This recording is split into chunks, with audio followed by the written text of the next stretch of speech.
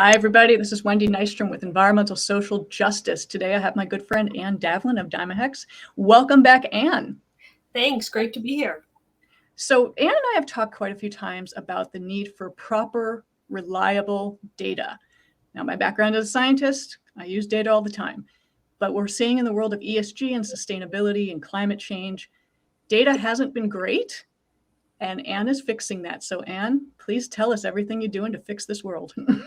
Absolutely. Absolutely. So I think that, I really need to go back because I feel like the trajectory is in 2009 at the UN COP in Copenhagen was the first time that we really brought ourselves to the point where we realized that we need business to help solve climate change. It's not just going to be government. It's not just going to be not-for-profits or, NGOs, non-government organizations. We have to engage business as well. And that changed, in my mind, it shifted the data requirement as well, because for a long time, the data was used to report, to do like large-scale reports. This is what's happening with wheat in sub-Saharan Africa. This is what's happening with water in Tanzania or in the Serengeti. And it's only more recently that we're dealing with water in the United States, right? So that's 2009. Here we are in, what are we in? August or July. We're in August 2022. Yeah. And here we are, looking at issues with the Hoover Dam for the first time. Yes. We have a situation where there are other parts of they're all over the country we're dealing with it. And that brings about a whole conversation. I know Wendy and I we want to have a conversation about water. So here I am going off on my water tangent. Water's great, though. I mean, we need it. Some places are flooding, some places need it. Yes. Absolutely. And so, but what we're finding is that there's a need for data that corporations can use more tangibly than the data that we're talking about in these broader situations.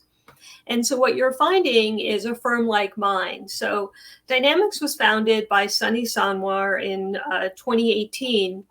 And he founded the company because he was working in city government, and there was a need for the city administrators to understand what was happening in terms of climate in their community.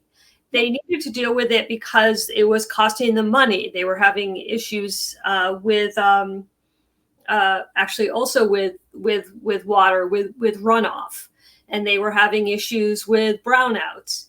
And he realized that there was a need to understand the data, and then there was a need to understand how to use that data in a positive way.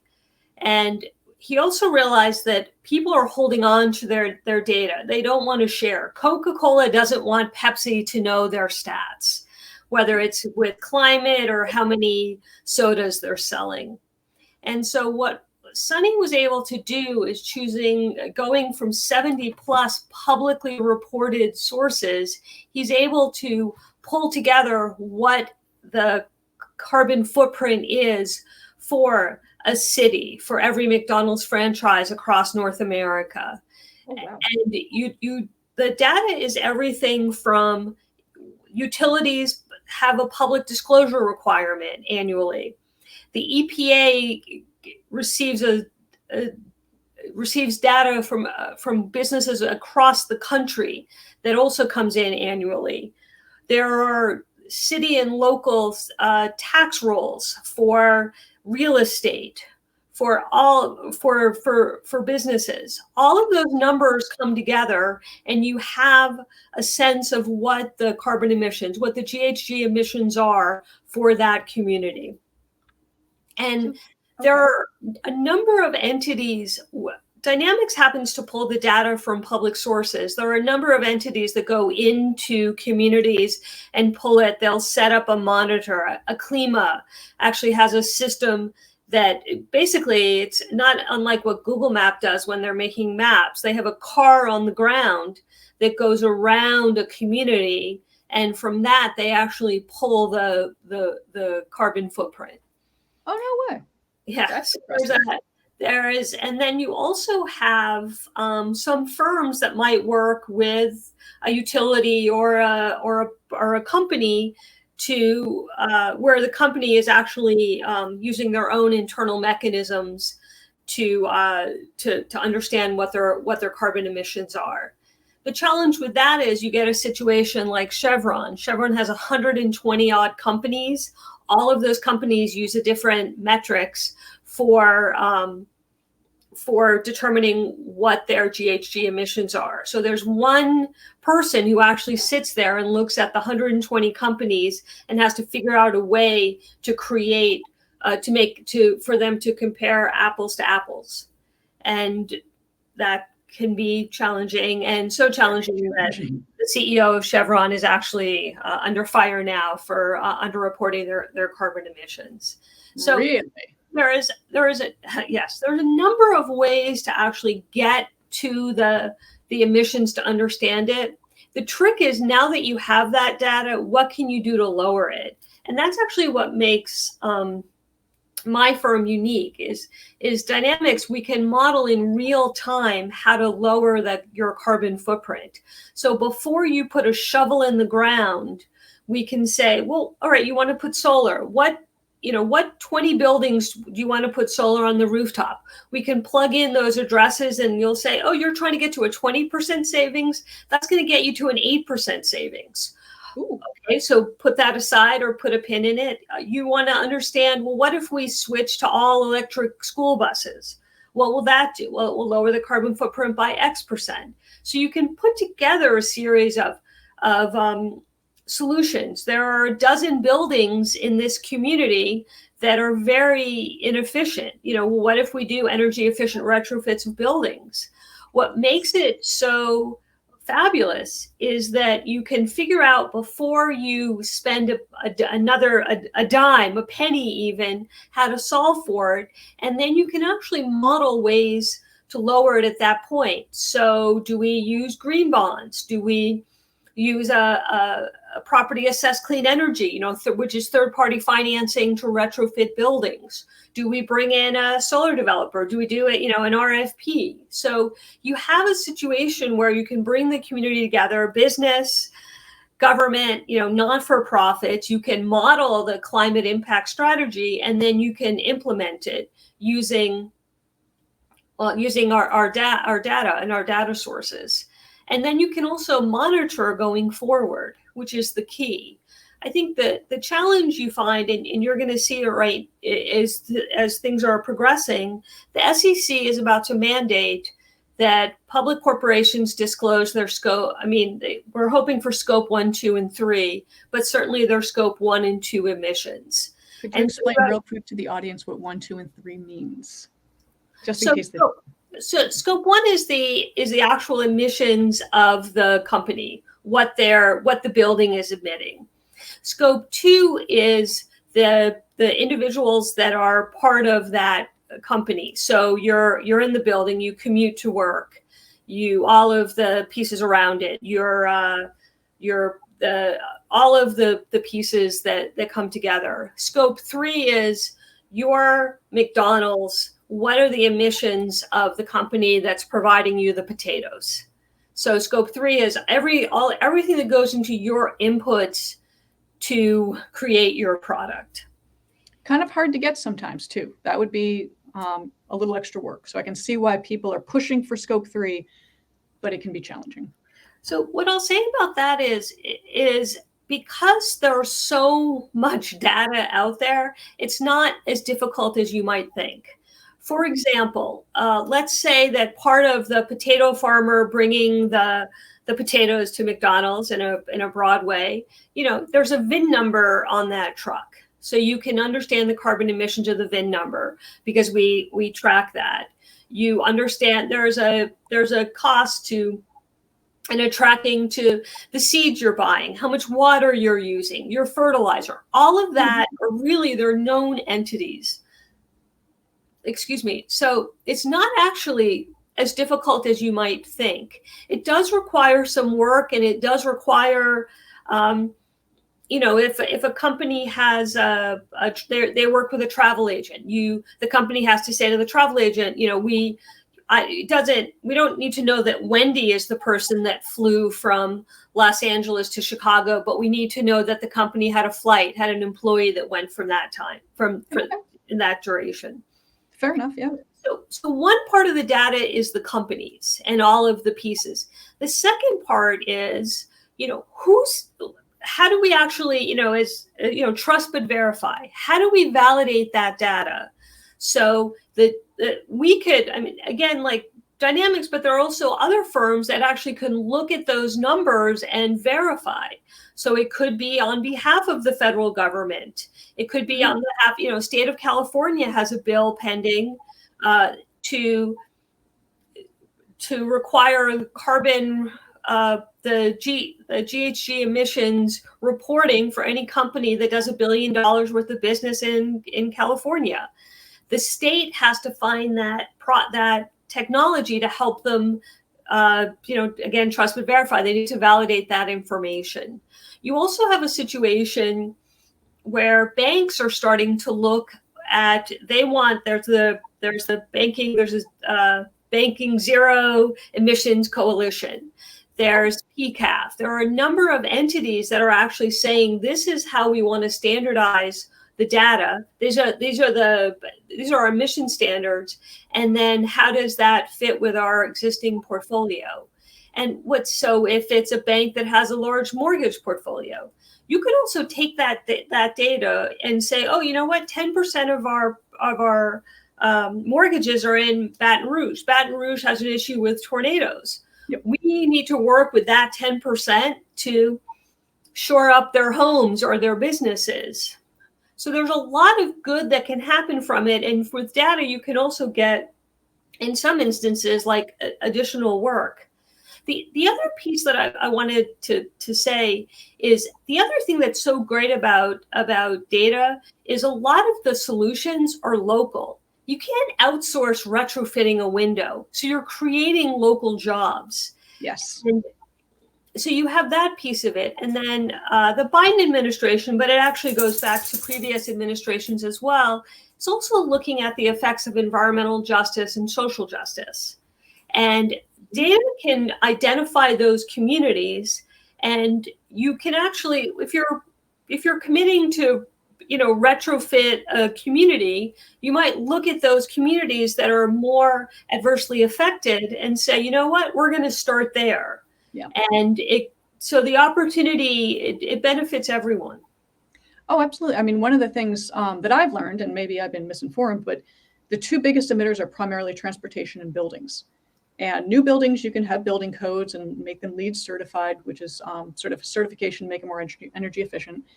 But then what happens when you have a retrofit? And everyone's like, well, how do I retrofit my building? So your data will actually help them pinpoint what's going to work, what's not going to work.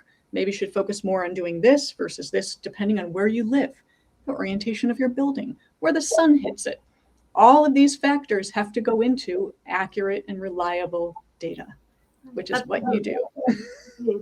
I think absolutely. The other thing I want to say is, we're at a point right now where business is taking climate change more seriously. And there are a lot of people in boardrooms, they understand numbers, they understand data. As Mike Bloomberg says, I trust in God, everybody else bring data.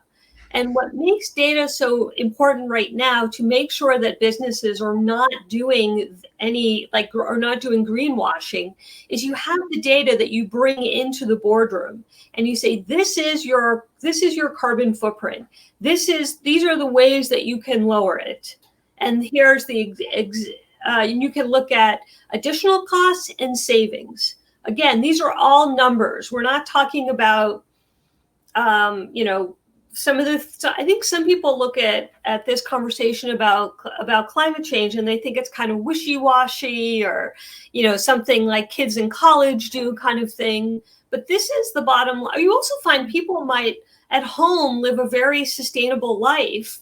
They they have an electric grid, not an electric grill at home, not a propane grill. They're eating organic food. They're using less plastic. Like, they're living that life, but then they go to the office and they think, well, we have a bottom line and we have to fulfill that bottom line. And what I'm saying is data actually helps you to actually fulfill the data is what you're using when you're sitting at your desk. Understanding an audit is critical. Your data helps you do an accurate environmental audit, and then you can look at ways to address that. I'm glad you used the word audit twice, because that has now become a very popular term in the past few weeks. People are talking more and more about environmental auditing, ESG auditing, because a lot of times, you had very smart CPAs, very smart economists, but they didn't quite get the environmental side of it. And that's where I call it unintentional greenwashing, because I want to think the best of people. But now things have happened where SEC is getting involved, things are getting regulated, and we now have to audit that data. And you guys come in and help with that. I mean, what you're doing is fixing a lot of previous errors. Absolutely. And the data is used also, some of our clients are private equity firms. So they have a huge portfolio of companies. They want to understand the carbon footprint of their companies. They want to, could be companies they own or investing in, or they're making loans against. They want to make sure that the bottom line gets achieved, that they get their money back, that they get their profit. Data helps with all of that as well. Absolutely. Go ahead. I'm sorry. No, please. No, I was going to say, so, I mean, it goes across, you have a situation right now with the federal government. Federal government has a half dozen different kinds of programs right now to look at the carbon footprint of the buildings. The military is actually looking at their carbon footprint of each of the bases, but also of some of the aircraft and some of the munitions. I mean, because they have been on the front lines, they understand that national security is environmental security. They have been on the front lines of these wars that we have been fighting, or conflicts that we've had to step into because of water. Yes. Certainly there's an argument that the last two Gulf Wars were about oil, not about human rights. So yeah. Well, hopefully we'll start pulling more and more away from oil. I mean, I've talked to some amazing people that are doing electric aircrafts, hydrogen aircrafts, magnetics, pure Hallebeck arrays. I think I'm going to get that one wrong, but new technologies, new energy resources coming all the time. And that overall will reduce this carbon footprint that we have and accelerate us forward. Absolutely. Another great example of that is EVs. Across the country, we're using data to figure out where's the best place to put the EV chargers, and some of them are in rural places. So how do we actually address charging in rural locations? So there are really innovative EV chargers out there that are actually in shipping containers that use high-powered batteries that are not lithium ion, so they're not combustible. So there's a lot of, again, you're not going to make that kind of a financial decision without accurate data to say, we know that, X amount of traffic is going to come through of electric cars every day. And these are, how often are, 8 chargers are going to be used, or whatever. So, I was going to say, money's not a bad thing. Everybody likes to make money. We're not against that. We're just asking people to be a little smarter about it. Absolutely. Absolutely. And I think that's what makes what the government is trying to do right now. There's the reconciliation bill is pending right now, and that can have a huge positive impact. It's only $478 billion of, is it? I don't know. It's a huge number. I can't remember the numbers. It's a huge number, yeah. And I mean, if that passes, it's a game changer if that passes. And we might actually catch up with our friends across the pond and have a little more independence. Absolutely, absolutely. And that's, yeah, absolutely. And there's that, I mean, and data can help us with all this, because I don't fault anyone for not wanting to make a big financial decision without knowing the numbers. Yeah. I think the challenge is there are a lot of people that don't realize that they have access to the data. And I think that's been our challenge with some of the corporates that we've spoken to, because the data is there. And it's just a matter of them actually engaging and looking at it. Well, yeah, and you guys are open to everybody. Like, you can work with any organization, from government NGOs to private equities to multi-billion-dollar corporations, multi-million-dollar corporations. Absolutely. All of those. We work with all those folks and more, everybody in between. Local governments, we do a lot of work with utilities. We probably have done the carbon footprint for 60% of the United States on behalf of, a dozen or so utilities.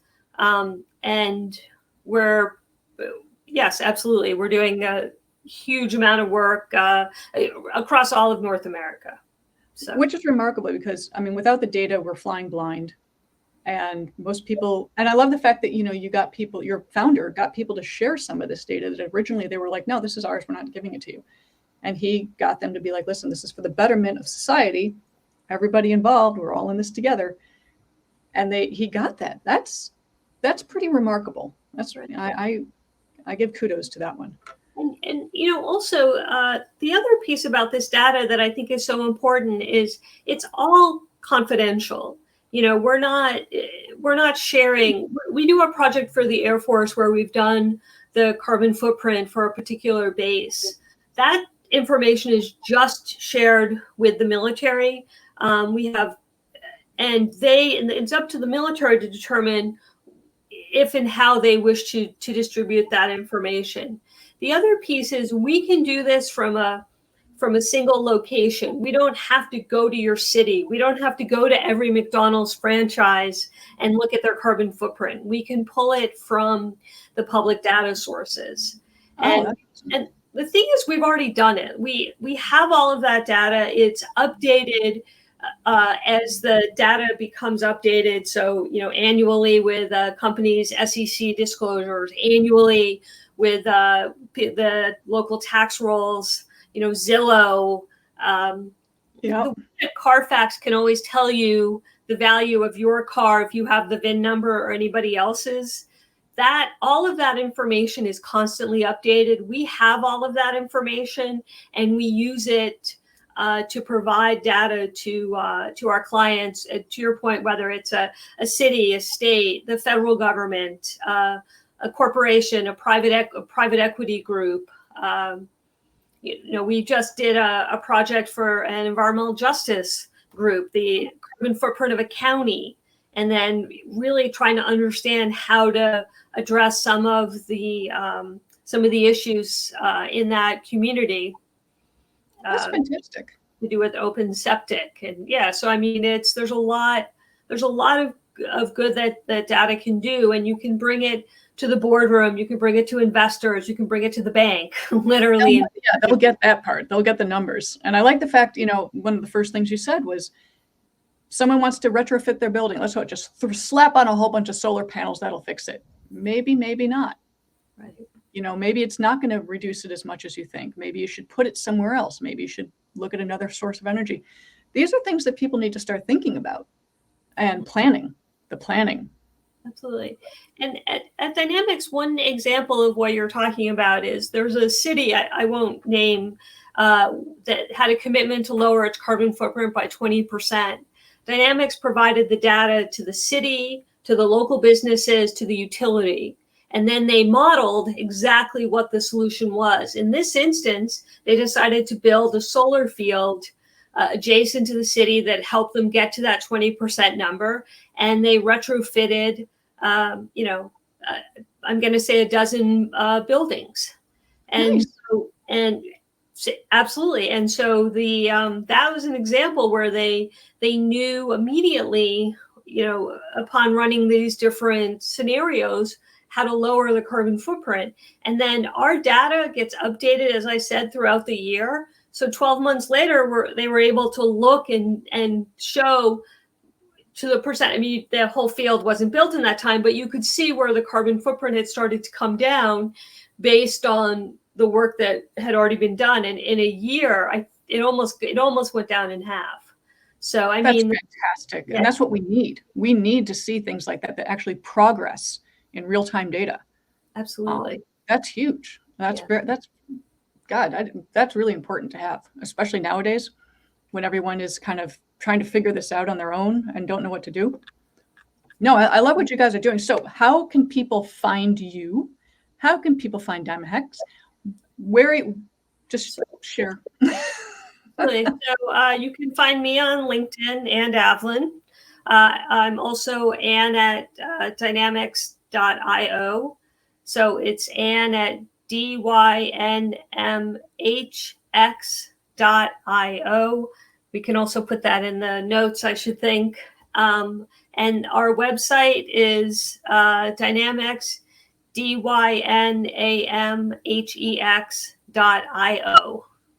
Fantastic. And so look forward to hearing from you. Wendy, thank you for this great opportunity. I always enjoy chatting with you. It's always fun. I mean, and plus I'm learning new things every day. And people like you you've always been in the forefront. I mean, since we met, you've always been a champion of the environment. You've always been one to be leading, we need the data. We need to stop doing what we're doing. We need to change things. You've had the opportunity to work with some remarkable human beings. And I mean, I'm just grateful that, you come on the show. I mean, this is very important information to share. Thank you. Well, I welcome the opportunity and your forum, and have known each other for a while. And so it's exciting to see where your career has gone as well. And looking forward to seeing where you're headed. From geology to TV host. Who knew? All right, guys. Thank you so much. I'm Wendy Nystrom with Environmental Social Justice. And thank you to our guest, Ann Davlin. This was fascinating. Love it. Thank you. Take care, everyone. Bye-bye. Cheers.